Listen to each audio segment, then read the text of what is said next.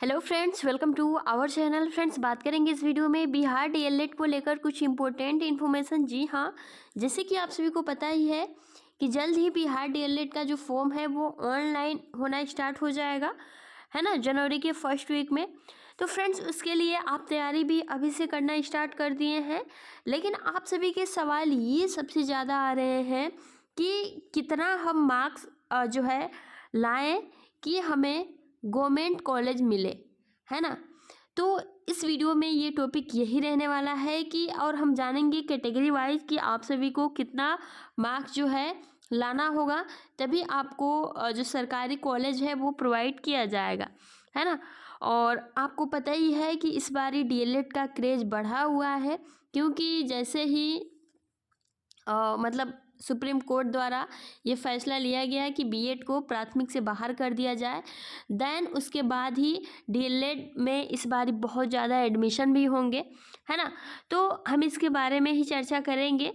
तो सबसे पहले तो आप सभी को पता ही है, अगर आप प्रीवियस वीडियो को देखे होंगे, फॉलो किए होंगे, तो आपकी परीक्षा जो है 6 मार्च से, मतलब 6 से 12 मार्च तक होंगी, ठीक है। उसके बाद से 20 मार्च को जो है आप सभी का रिजल्ट देखने को मिल जाएगा, ठीक है। उसके बाद से जैसे ही रिजल्ट आएगा, रिजल्ट कह लीजिए या फिर स्कोर कार्ड कह लीजिए, उसके बाद से आपको काउंसलिंग कराना पड़ेगा, जिसमें आपको जो भी कॉलेज पसंद है आप उसमें चूज करके ऑप्शन के वे से फिलअप कर सकते हैं।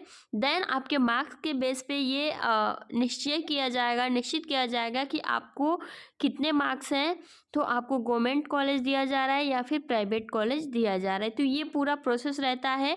और ये फॉर्म आप ओनली 12वीं पास हैं या फिर 11 में, मतलब अपेयरिंग है, अभी अभी आपकी परीक्षा नहीं हुई है यार, तब भी आप इस फॉर्म को फिलअप कर सकते हैं, ठीक है। चलिए, अब हम बात कर लेते हैं आपके कटअप को लेकर, या फिर कितना नंबर आपको लाना होगा, कितना रैंक लाना होगा, है ना। सबसे पहले तो आपको एक क्राइटेरिया देखने को मिल जाएगा, क्योंकि रिजल्ट आप देखोगे जैसे एसएससी का रिजल्ट आता है ना, वैसे ही आता है, फेल एंड पास करके भी आता है। स्कोर कार्ड जो है आपका होता है, आपने कितना मार्क्स पाया है, कितने में से कितना मार्क्स पाया है, ऑब्टेन मार्क, है ना। तो मैक्सिमम की बात यहाँ की जाए तो अगर आप जनरल कैटेगरी से हैं, ठीक है, कम से कम बात की जाए तो आपको 120 नंबर में से 120 नंबर में से आपको 100, मतलब सॉरी 35 नंबर तो लाना ही है, तभी आपकी काउंसलिंग भी की जाएगी, डायरेक्ट एडमिशन भी लिया जाएगा। अगर आप इससे कम लाते हैं तो फ्रेंड्स आपको फेल माना जाएगा और आप काउंसलिंग के लिए भी एलिजिबल नहीं होंगे। वही बात करें जो भी अदर्स कैटेगरी हैं, ठीक है, उन प्रशिक्षुओं के बारे में, जैसे एससी, एसटी, ईबीसी, बीसी, है ना, पीएचडी, तो आप सभी का जो है 30 है, ठीक है। मिनिमम मार्क्स 30 होना चाहिए, तभी आपकी काउंसलिंग होगी और आपका जो रिजल्ट होगा उसमें पास लिखा होगा, अदरवाइज फेल लिखा होगा। सबसे पहले तो ये क्राइटेरिया कंप्लीट करनी है, ठीक है। उसके बाद से आपका रिजल्ट तैयार होता है ना। रिजल्ट भी 3 लिस्ट आती है उसमें, ठीक है, 3 लिस्ट आती है फ्रेंड्स।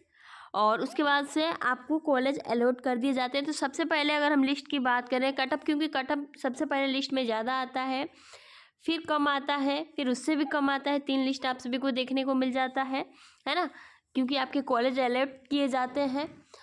तो देखिए, जनरल की बात करें फर्स्ट लिस्ट की अभी, तो जनरल लगभग आप मान के चलिए, क्योंकि इस बार ये एडमिशन भी हो रहा है और जो कैंडिडेट है वो पढ़ भी रहे हैं, है ना।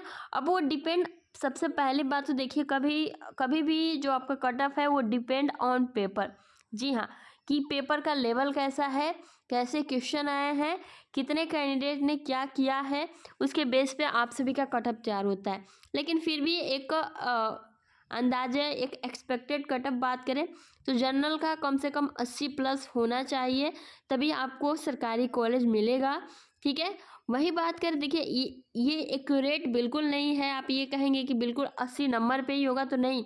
अब इससे 1 नंबर बढ़ भी सकता है, 2 नंबर घट भी सकता है, ऐसे होता है। आज हम बात करने वाले हैं बिहार डीएलएड एंट्रेंस एग्जाम 2024 की बेस्ट गाइड के बारे में, जो कि चक्षु प्रकाशन की है। फ्रेंड्स, इसमें आप सभी को लगभग 3000 प्लस बहुविकल्पीय प्रश्न, सॉल्व पेपर, साथ ही साथ आप सभी को जो भी इंपॉर्टेंट फैक्ट्स, मटेरियल, सब कुछ आप सभी को इस गाइड में देखने को मिल जाएगा। सिलेबस को पूरे विस्तार में आप सभी को इसमें देखने को मिल जाएगा। साथ ही साथ अपनी तैयारी को और बेहतर बनाने के लिए प्रैक्टिस सेट भी आप परचेज कर सकते हैं, लिंक डिस्क्रिप्शन बॉक्स में है ना। लेकिन इसी के आसपास रहने वाला है। वहीं बात करें ईवीएस का, तो ईवीएस का आप मान के चलिए 75 प्लस, ठीक है। वहीं बात करें ईवीसी का, तो ईवीसी का लगभग आप मान के चलिए 70 से 72, ठीक है। 70 से 72 यहाँ बढ़ेगा नहीं, ठीक है, यहाँ बढ़ेगा नहीं, घटेगा ही, ठीक है। उसके बाद से बीसी का बात करें, तो बीसी के जो कैंडिडेट होंगे उनका जो है आप मान के चलिए कि लगभग 75 प्लस मान के चलिए, है ना। उसके बाद से एससी की बात करें, जो भी एससी की कैंडिडेट है आपका जो है 62 से आप मान के चलिए 70 के प्लस में आपका जो है रहने वाला है।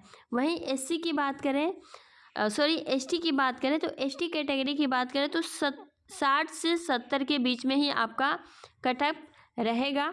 वहीं पीएचडी की बात करें, ठीक है, पीएचडी का, तो वो जो है कट ऑफ आपका 60 के अराउंड ही रहेगा, 60 के नीचे ही रहेगा, ऊपर नहीं जाएगा, ठीक है। तो ये आपका सिंपली कट ऑफ होता है, जो कि आपके पेपर के बेस पे ही बनता है, ठीक है।